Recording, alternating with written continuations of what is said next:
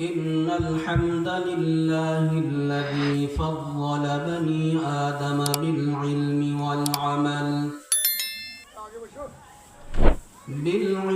والعمل على جميع العالم،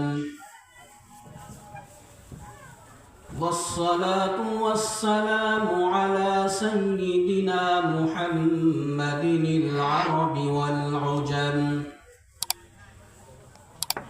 وعلى آله وأصحابه الذين هم ينابع العلوم والحكم، وهم كالنجوم في السماء للاهتداء والاقتداء، وهم الأخيار الأبرار.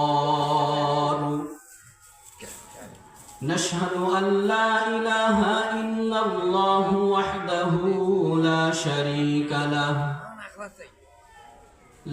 شريك له ولا وزير له ولا نذير له ولا ضد له ولا ند له ولا مثل له ولا مثال له. ونشهد أن سيدنا وسندنا وحبيبنا وحبيب ربنا وشفيعنا وطبيبنا وطبيب قلوبنا وطبيب أرواحنا وأولانا ومولانا محمدا عبد الله ورسوله الذي أرسله بالحق إلى الخلق بشيرا ونذيرا وداعيا إلى الله بإذنه وسراجا وقمرا منيرا. أما بعد فأعوذ بالله من الشيطان الرجيم. بسم الله الرحمن الرحيم.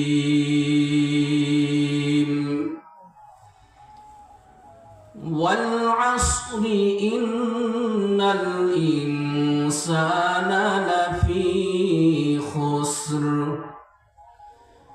إلا الذين آمنوا وعملوا الصالحات وتواصوا بالحق وتواصوا بالصبر. وقال رسول الله صلى الله عليه وسلم: الدنيا مزرعة الآخرة، أو كما قال النبي عليه الصلاة والسلام. صدق الله مولانا العظيم، وصدق رسوله النبي الأمي الكريم، ونحن على ذلك لمن الشاهدين والشاكرين والذاكرين،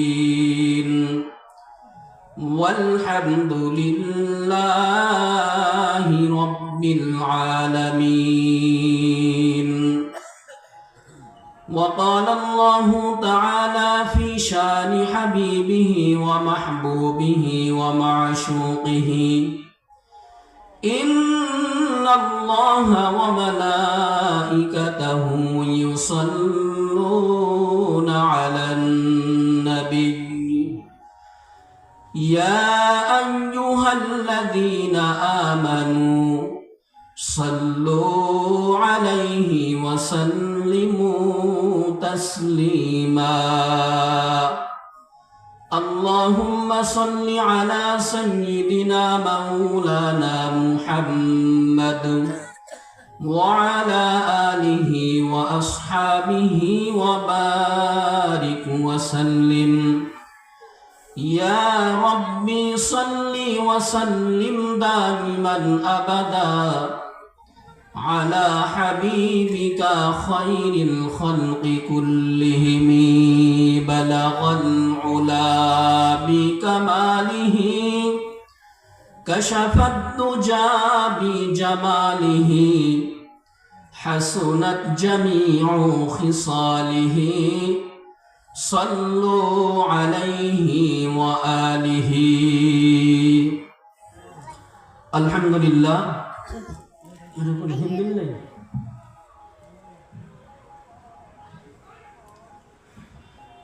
দৌলতপুর মার্কাজুল হুদা মসজিদ ও মাদ্রাসা কমিটি কর্তৃক আয়োজিত আজকের এই বার্ষিক তাফসীরুল কুরআন মাহফিলের সম্মানিত সুযোগ্য সভাপতি দিগার মুআজ্জাজ বুজুর্গ হযরত উলামায়ে কেরাম, বিভিন্ন দূর দূরান্ত অঞ্চল ও এলাকা থেকে সমবেত সম্মানিত সুধী, সম্মানী ব্রাদারান ইসলাম, পর্দায় অবস্থানরত আমার সম্মানিত আবেদা যাকেরা শাকেরা মা ও বোনেরা, সর্বপ্রথম সেই মহিয়ান গরিয়ান মহান মুনিব রব্বে কারিমের দরবারে শুকরগুজার হচ্ছি যে আল্লাহ পাক অত্যন্ত দয়া করে, মায়া করে, ইহসান করে, ভালোবেসে আমাদের প্রত্যেকের হায়াতকে দীর্ঘায়িত করে আজকের এই মুহূর্ত পর্যন্ত সুস্থ সবল রেখে দুনিয়ার সব ধরনের ঝামেলা থেকে মুক্ত করে দ্বীনের নিসবতে, ঈমানের নিসবতে, আল্লাহ এবং রাসূলের মহব্বতে সাম্প্রতিককালের শ্রেষ্ঠ মানব উলামায়ে কেরামের সান্নিধ্যে সর্বকালের সর্বযুগের শ্রেষ্ঠ গ্রন্থ, মহাগ্রন্থ, ঐশী গ্রন্থ কোরআনুল কারীমের এই তাফসীর মাহফিলে তথা রহমতি বরকতি এই জান্নাতি প্যান্ডেলের নিচে কিছু সময়ের জন্য আসবার এবং বসবার, দ্বীনের কিছু কথা বলবার এবং শুনবার তৌফিক ইনায়েত করলেন, দান করলেন, সুযোগ করে দিলেন। সেজন্য সেই রব্বে কারীমের দরবারে শুকরিয়া আদায়ান্তে জবান খুলে ভক্তি সহকারে আবেগের সহিত দিল থেকে সম উচ্চ স্বরে আদব জড়িত কণ্ঠে বলি আলহামদুলিল্লাহ। সম্মানিত সুধী, রাত্র প্রায় 9:15 বেজে গেছে। আমি বেশি লং টাইম আলোচনা করব না, কারণ আমার পিছনে এখনো 2 জন মেহমান আছেন। ওনারা খুবই গুরুত্বপূর্ণ তথ্যবহুল আলোচনা করবেন। মাহফিলের এ পর্যায়ে আল্লাহ পাক আমার মতো একজন অযোগ্য নগণ্যকে আপনাদের খেদমতে উপস্থিত করেছেন। আমিও সে আল্লাহ পাকের উপরে পূর্ণ আস্থা রেখে ভরসা করে তার কালামে মাজিদ কোরআনুল কারীমের 114খানা সূরা এর মধ্য থেকে একটি ছোট্ট সূরা, প্রসিদ্ধ একটি সূরা আপনাদের সামনে তেলাওয়াত করেছি। নবী পাকের অসংখ্য অগণিত আহাদিসা মুবারকার মধ্য থেকে একটি ছোট্ট হাদিস আপনাদের সামনে পাঠ করেছি। যদি আল্লাহ পাক আমাকে তৌফিক ইনায়াত করেন, তার দয়া যদি আমার সামনে হাল হয়, তেলাওয়াতকৃত সূরা ও পঠিত হাদিসকে সামনে নিয়ে গুরুত্বপূর্ণ একটি বিষয়কে কেন্দ্র করে যুগ উপযোগী কিছু তথ্যবহুল ইখলাসপূর্ণ আলোচনা করার চেষ্টা করব। সকলে দোয়া করবেন যেন আল্লাহ পাক আমাকে উক্ত সূরা এবং হাদিসকে কেন্দ্র করে, লক্ষ্য করে যুগ উপযোগী কিছু তথ্যবহুল ইখলাসপূর্ণ কথা বলার তৌফিক দান করে। সকলে বলি আল্লাহুম্মা আমিন।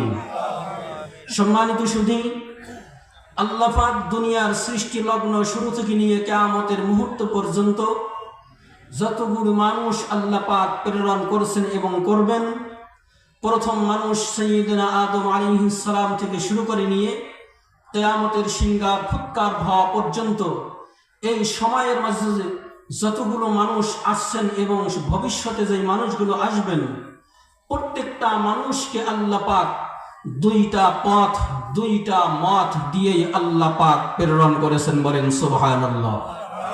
পথ কয়টা? আমার সঙ্গে কথা বলবেন। যদি কথার উত্তর না করেন, আমার থেকে আপার লেভেলের ওয়াইজ এসেও সুন্দর বয়ান করতে পারবে না যদি বক্তার সঙ্গে আপনারা কথা না বলেন। এজন্য একটু হা হু উত্তর করবেন।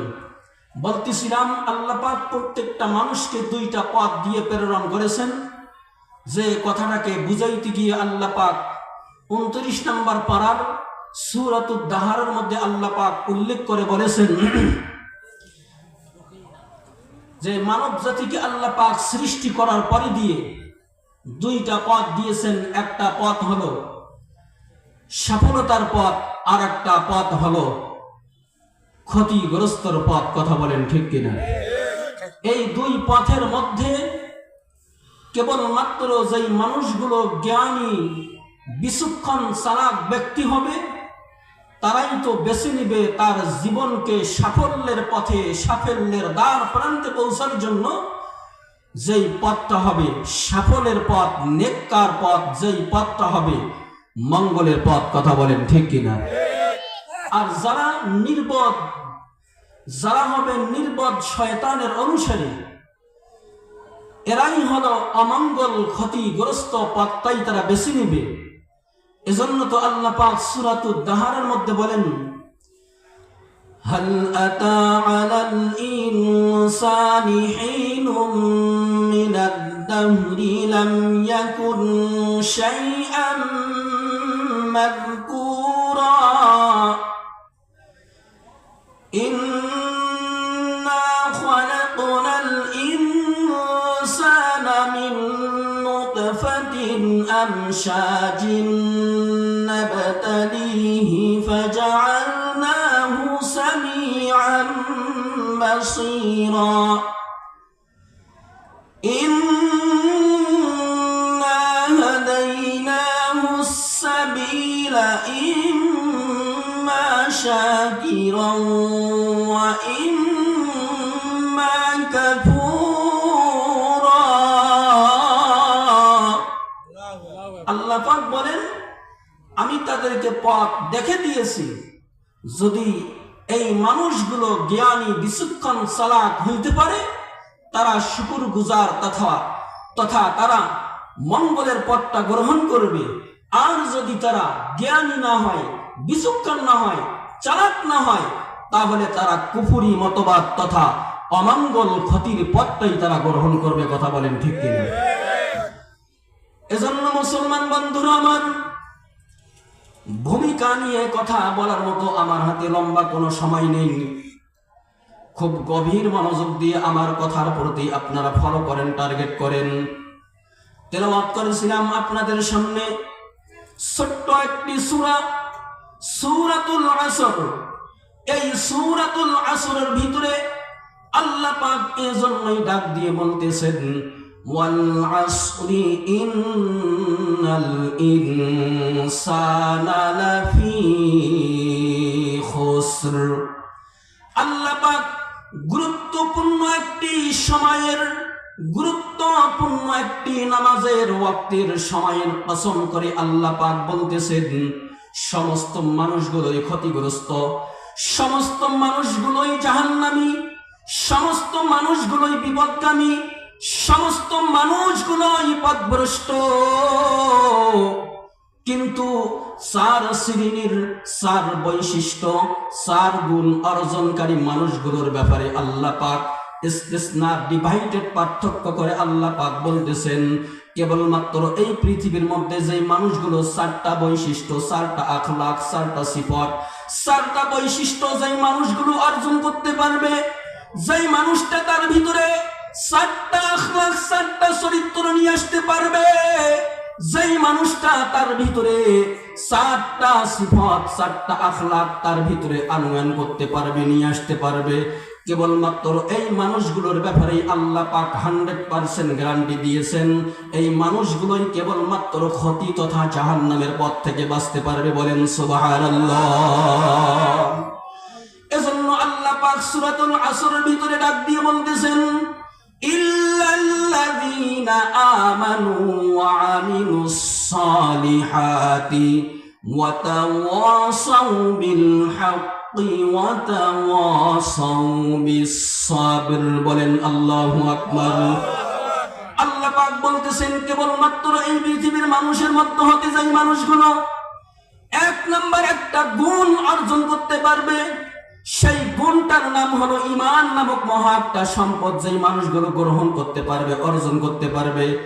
এই পৃথিবীর মানুষগুলোর মধ্য হতে কেবলমাত্র যেই মানুষগুলো ঈমান নামক মহা সম্পদটাকে গ্রহণ করবে। দ্বিতীয় নম্বরে ঈমান নামক এই মহা সম্পদ গ্রহণ করার পরে দিয়ে আমলে সালেহ নামক সমস্ত নেক আমলগুলোকে জীবনে আনয়ন করবে, জীবনের মধ্যে বাস্তবায়ন করবে। ঈমান গ্রহণ করার পরে দিয়ে সব ধরনের নেক আমলগুলোকে যখন জীবনের মধ্যে বাস্তবায়ন করবে, তৃতীয় নম্বরে আল্লাহ পাক বলতেছেন ওয়াতাওয়াসাউ বিল হক, এবং সব সময় সর্বদা সর্বহালতে সর্ব অবস্থায় সর্ব ব্যাপারে সবখানে হকের উপরে সত্যের উপরে অধিষ্ঠিত থাকবে, প্রতিষ্ঠিত থাকবে, এবং অন্যদেরকেও হকের উপরে সত্যের উপরে প্রতিষ্ঠিত থাকার জন্য আহ্বান করবে। চতুর্থ নম্বরে আল্লাহ পাক বলেন ওয়াতাওয়াসাউ বিস সাবর, নিজেও ধৈর্য ধারণ করবে, অন্যান্য মানুষদেরকেও ধৈর্য ধারণ করে থাকার উপরে আহ্বান করবে, উদ্বুদ্ধ করবে। মুসলমান, আল্লাহ পাক এই চার গুণে গুণান্বিত এই চার বৈশিষ্ট্য অর্জনকারী মানুষগুলোর ব্যাপারে আল্লাহ পাক শুধু ক্ষতির পথ থেকে বাঁচানোর গ্যারান্টি দেয় নাই, জাহান্নামের পথ থেকে বাঁচানোর গ্যারান্টি দেয় নাই, পথভ্রষ্টতার থেকে বাঁচানোর গ্যারান্টি দেয় নাই, বরং আল্লাহ পাক তো সূরাতুল কাহফের শেষের দিকে আল্লাহ পাক গ্যারান্টি দিয়েছেন এই গুণে গুণান্বিত এই সিফত, এই আখলাক, এই বৈশিষ্ট্য অর্জনকারী ব্যক্তিগুলোর জন্য আল্লাহ পাক জান্নাতুল ফিরদাউসের গ্যারান্টি দিয়েছেন। বলেন সুবহানাল্লাহ। বিশ্বাস হয়? বিশ্বাস হয় বাপজানেরা? বৈশিষ্ট্য কয়টা? কয়টা? আখলাক কয়টা অর্জন করতে হবে? 4টা। এই 4টা বৈশিষ্ট্য যদি আমি আপনি আমার আপনার জীবনের মধ্যে নিয়ে আসতে পারি, ঈমান তো আমাদের প্রত্যেকেরই আছে। যদি আমরা ঈমান না নিতাম, মুসলমান না হতাম, তাহলে তো আজকে এই কোরআনের মাহফিলে আসতাম না। কথা বলেন ঠিক কিনা? 2 নাম্বার, ঈমানের পরে দিয়ে সব ধরনের নেক আমলগুলোকে করতে বলা হয়েছে। 3য় নম্বরে নিজেকেও হকের উপরে অটল থাকতে হবে, অন্যদেরকেও হকের উপরে সত্যের পথে অটল থাকার আহ্বান করতে হবে। 4র্থ নম্বর, নিজেও সব সময় বিপদ আপদের মধ্যে ধৈর্য ধারণ করে থাকতে হবে, অন্যদেরকেও বিপদ আপদের মধ্যে ধৈর্য ধারণ করে থাকার উপরে উদ্বুদ্ধ করতে হবে। এই 4 গুণে গুণান্বিত ব্যক্তিগুলোকেই আল্লাহ পাক শুধু পথভ্রষ্টতার থেকে আল্লাহ পাক হেফাজত করবে না, বাঁচাইবে না, বরং আল্লাহ পাক গ্যারান্টি দিতেছেন সূরাতুল কাহফের শেষের দিকে, যারা ঈমান নেওয়ার পরে দিয়ে সমস্ত নেক আমলগুলোকে জীবনের মধ্যে নিয়ে আসতে পারবে, সব ধরনের নেক আমলগুলোকে আমলে পরিণত করতে পারবে, আল্লাহ পাক গ্যারান্টি দিতেছেন ইন্নাল্লাযীনা আমানু ওয়া আমিলুস সালিহাত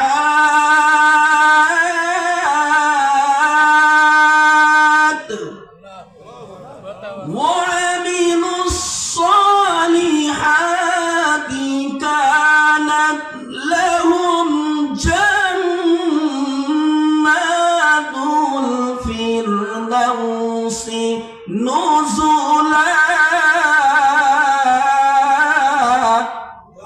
আল্লাহ পাক গ্যারান্টি দিয়েছেন যারা ঈমান নামক মহা সম্পদ অর্জন করার পরে দিয়ে সব নেক আমলগুলোকে জীবনে আনয়ন করতে পারবে, জীবনে বাস্তবায়ন করতে পারবে, সেই মানুষগুলির জন্য আল্লাহ পাক গ্যারান্টি দিয়েছেন কানাত লাহুম জান্নাতুল ফিরদাউসি নুজুলা।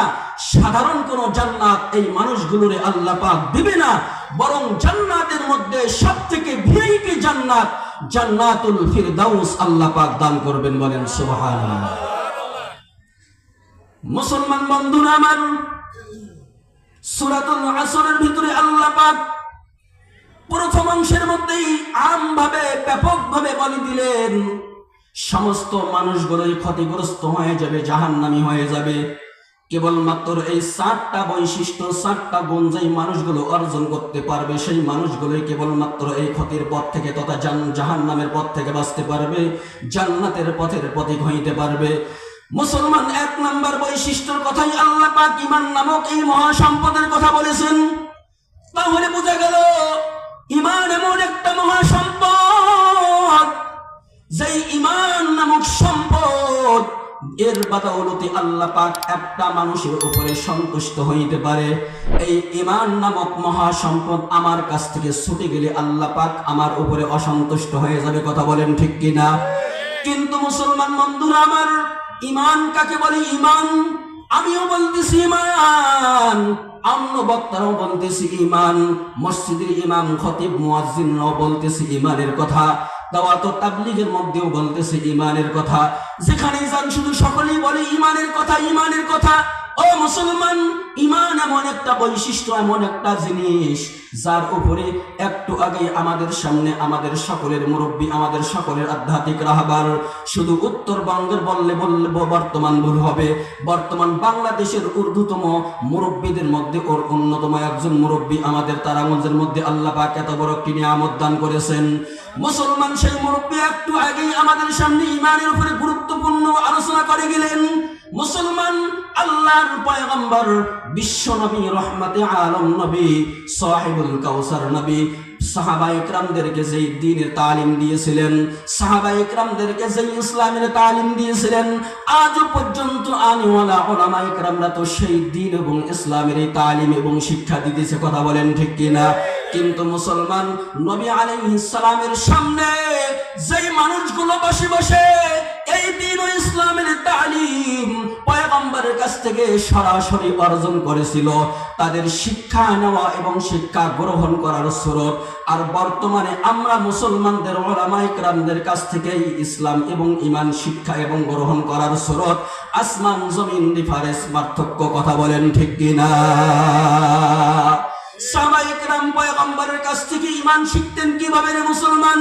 কিতাবের মধ্যে আসছে আল্লাহর পয়গম্বর বিশ্ব নবী, রহমতে আলম নবী যখন ঈমানের আলোচনা করতেন, সাহাবায়ে কেরামদেরকে যখন ঈমানের তালিম দিতেন, ঈমানের শিক্ষা দিতেন, কোরআনের তালিম দিতেন, শিক্ষা দিতেন, মুসলমান সাহাবায়ে কেরামরা এমন মনোযোগ সহকারে পয়গম্বরের কথার প্রতি আকৃষ্ট হতেন এবং মনোযোগ দিয়ে শুনতেন, পাখিরা পর্যন্ত সাহাবায়ে কেরামদের মাথার উপরে এসে বসতো, কিন্তু কোন সাহাবায়ে কেরাম বুঝতে পারতো না যে ওনার মাথার উপরে পাখি এসে বসেছে।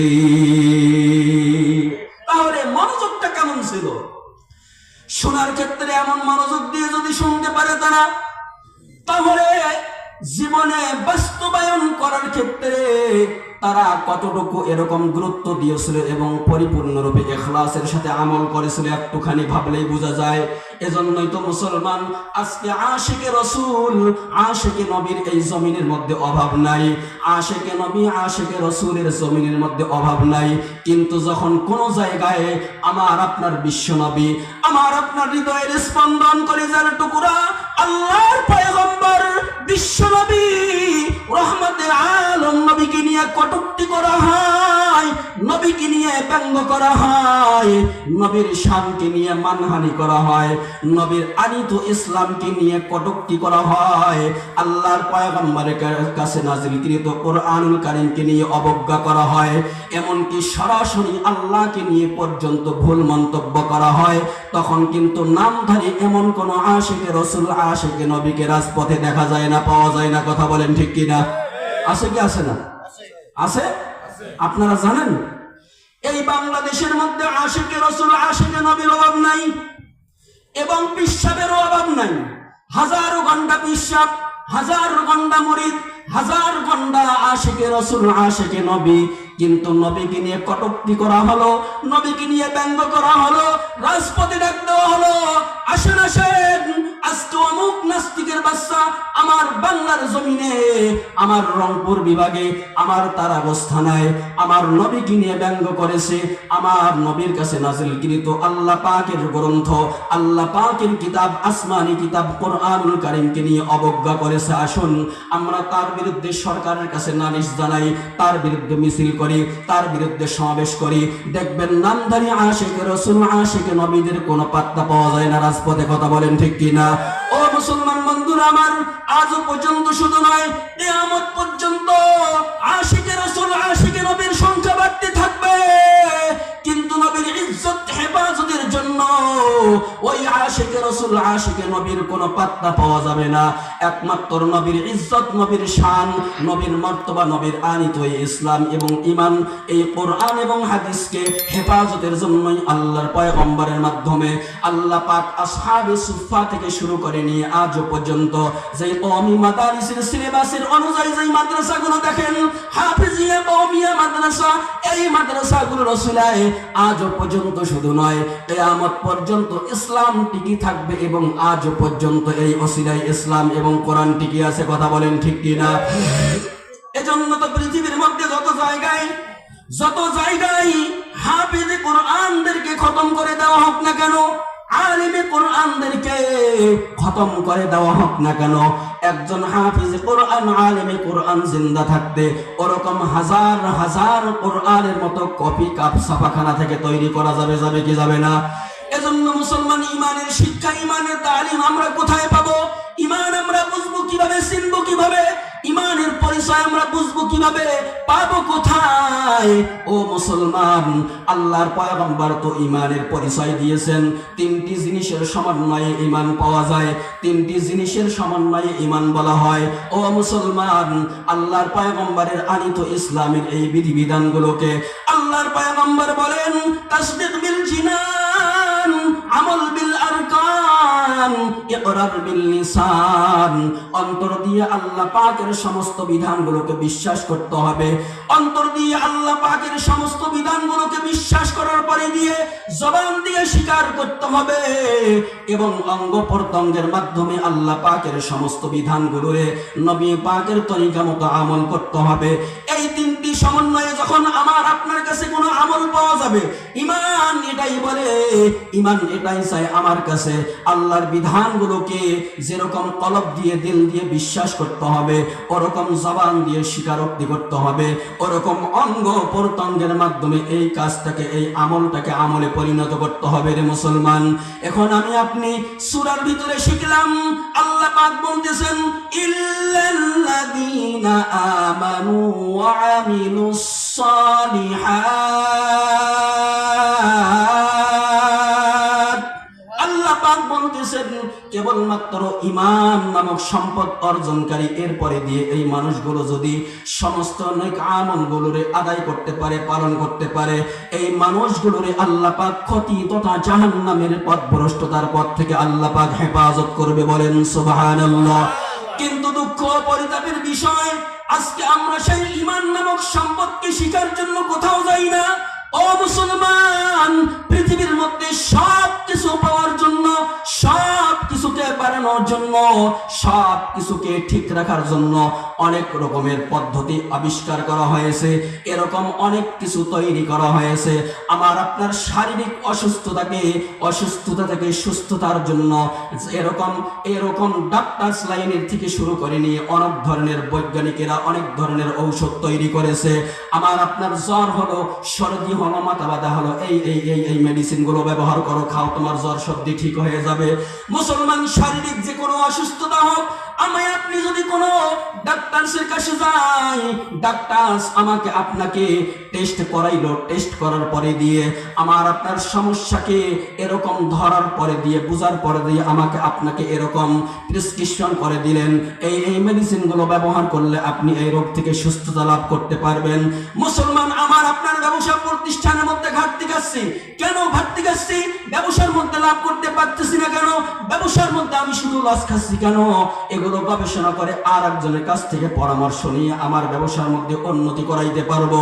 মুসলমান, এভাবে দুনিয়ার সব কাজগুলোর ক্ষেত্রে আমি আপনি সব দিক দিয়ে ক্ষতি হয়ে দেব।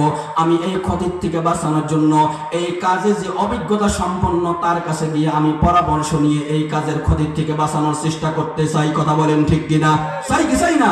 এই যে আলুর সিজন চলতেছে, আলু, যে লোকটা জীবনে কোনোদিন আলু আবাদ করে নাই, আলু লাগাই নাই, রোপণ করেই নাই, প্রথম এই সিজনে এই বছরে আলু লাগাইছে, ঘটনাক্রমে দেখা গেল আলুর মধ্যে সে এমন ঔষধ ব্যবহার করতেছে, কাজ হচ্ছে না, আলুর গাছ দিন দিন চিকন আলুর মতো চিকন হয়ে যাইতেছে। তাহলে এই লোকটা কি করবে? আলুর বিষয়ে যে লোকটা ভালো অভিজ্ঞতা সম্পন্ন, এই আলুর টিকমিনির বিষয়ে যে লোকটা ভালো জানে, ভালো বোঝে, তার কাছে গিয়ে বুদ্ধি পরামর্শ নেবে। কথা বলেন ঠিক কিনা?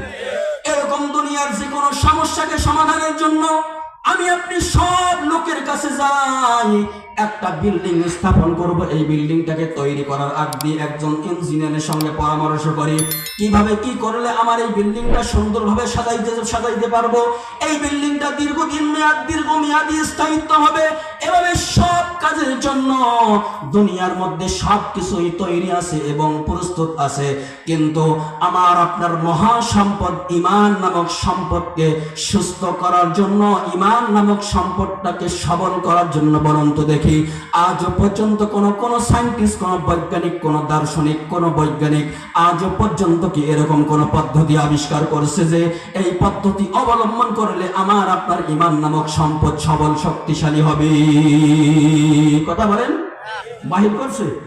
আজও পর্যন্ত কোন ডাক্তার, কোন মাস্টার্স, কোন ওসি, এসপি, ডিসি, এমপি, মন্ত্রী, এরকম কোন দার্শনিক, বৈজ্ঞানিক, কোন এরকম সায়েন্টিস্ট আজও পর্যন্ত এরকম কোন পদ্ধতি বলতে পারে নাই। নাসার বৈজ্ঞানিক পর্যন্ত তারাও বলতে পারে নাই যে এই পথ অবলম্বন করেন, আপনার ঈমান মজবুত হবে, শক্তিশালী হবে, আপনি 1 নম্বরের জান্নাতের অধিবাসী হবেন। বলতে পারছে? কথা বলেন, পারছে?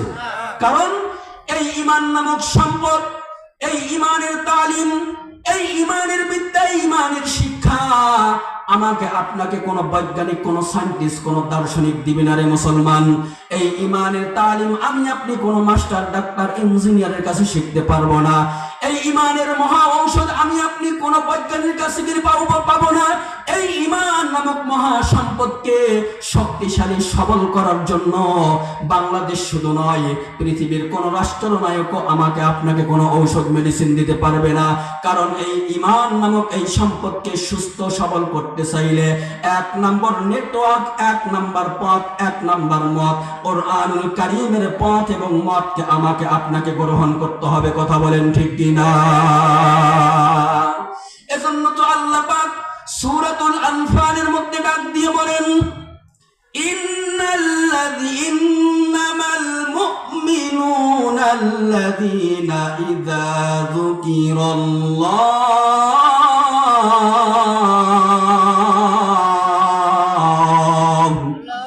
ওয়াজিলাত কুলুবুহুম ওয়া ইযা তুলিয়াত আলাইহিম আয়াতুহু زادتهم إيمانا وعلى ربهم يتوكلون।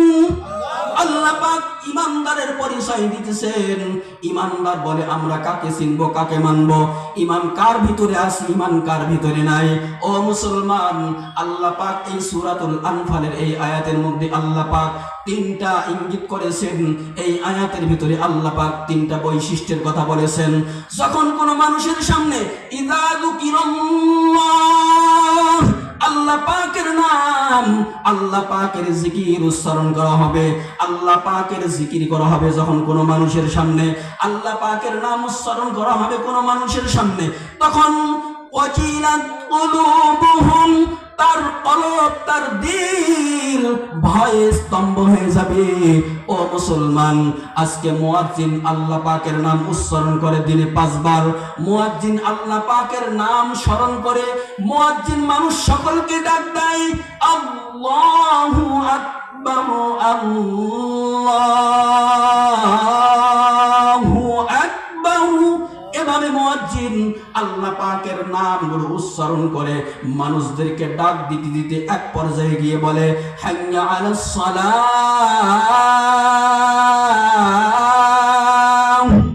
আর এক পর্যায়ে বলে হাইয়া আলাল ফালাহ।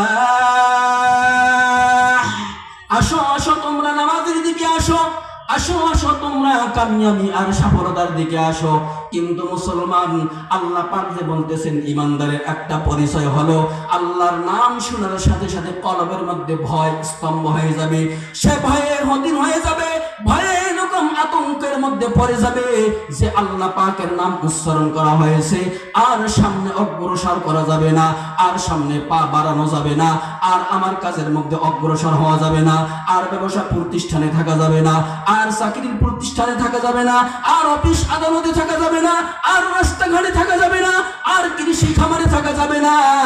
আল্লাহ পাকের নাম উচ্চারণ হয়েছে তো আমাকে এখন সব কিছু বন্ধ করে আল্লাহর ঘর মসজিদে হাজিরা দিতে হবে। কথা বলেন ঠিক কিনা?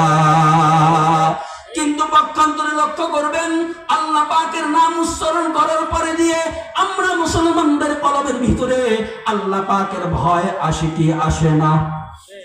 আসে। যদি আসে,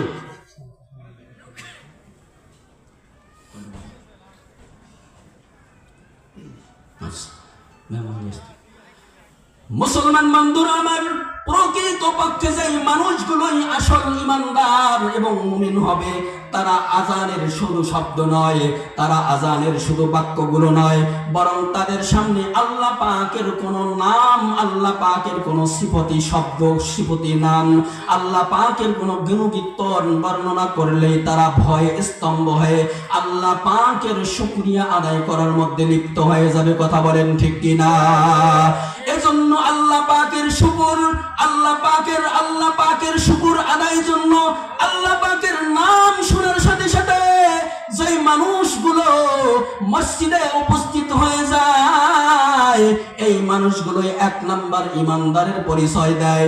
ও মুসলমান, 2 নাম্বার আল্লাহ পাক বলেন, ওয়াজিনাত কুলুবুহুম ওয়া ইযা তুলিয়াত আলাইহিম, যখন তার সামনে যখন আল্লাহ পাকের আয়াতগুলোকে তেলাওয়াত করা হয়, আল্লাহ পাকের কোন নিদর্শন, আল্লাহ পাককে চিনার মতো, আল্লাহ পাককে পাওয়ার মতো কোন নিদর্শন তার সামনে তুলে ধরা হয়, আল্লাহ পাকের কালাম কুরআনুল কারীমকে তেলাওয়াত করা হয়, অথবা আল্লাহ পাককে চিনার মতো, পাওয়ার মতো এরকম কোন নিদর্শন তার সামনে তুলে ধরা হয়, আল্লাহ পাক বলতেছেন, ওয়া ইযা তুলিয়াত আলাইহিম আয়াতুহু যাদাতহুম ঈমানা।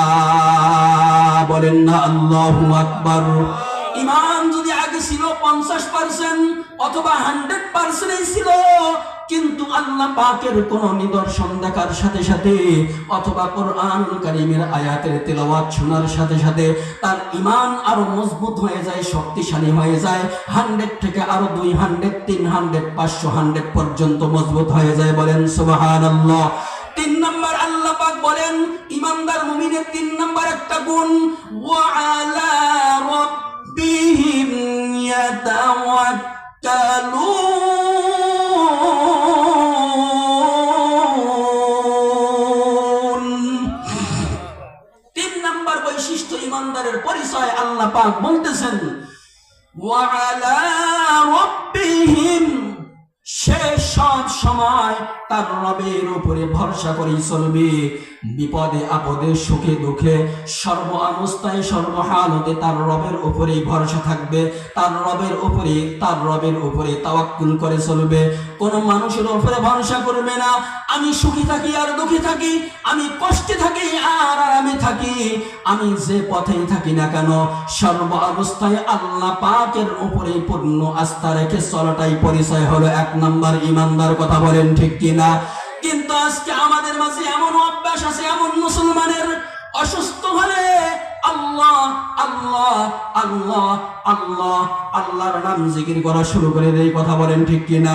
কিন্তু যখনই অসুস্থ আমার কাছ থেকে বিদায় নিয়ে যায়, পেটের ব্যথা যখন চলে যায়, জ্বর আমার কাছ থেকে যখন বিদায় নিয়ে চলে যায়, হাত ভেঙে গিয়েছিল যখন সুস্থ হয়ে যায়, পা ভেঙে গিয়েছিল যখন সুস্থ হয়ে যায়, অভাবের মধ্যে ছিলাম যখন অভাব দূর হয়ে গেল, এরপরে আর কিন্তু আল্লাহরে ডাকি না। কথা বলেন ঠিক কিনা?